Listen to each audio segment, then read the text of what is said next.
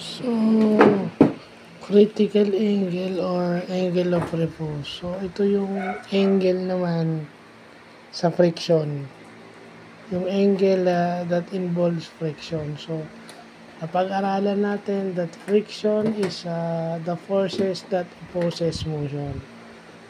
So, yung friction yung nagpapabagal sa pag-slide o paggalaw ng isang bagay. Kumbaga, yun yung force na kung saan nagpapabagal o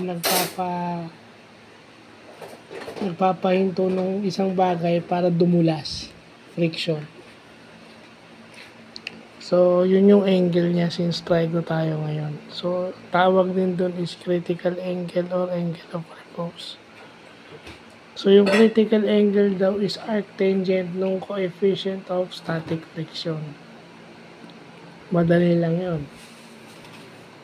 At yung coefficient of static friction is yung tangent nung angle of repose. So, madali lang intindihin yun. Ayan, kinuha na natin. Pero yung gravity component niya, yung mg, yung mass times acceleration due to gravity.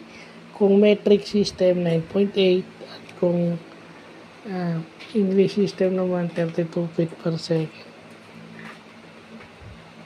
I-multiply mo lang siya dun sa sine or sa cosine. Pag gravity, pag kino-consider mo yung gravity, sine yung gagamitin mo. Pero pag ginagamit mo yung normal force or yung perpendicular force, yung perpendicular to the ground.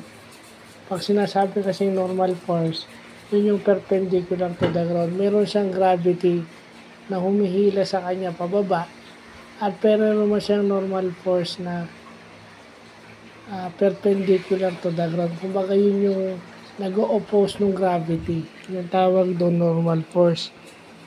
Yun naman mg times cosine theta. So kinuha na lang natin yung sample natin sa internet para hindi na tayo mahirapan. So yun lang po.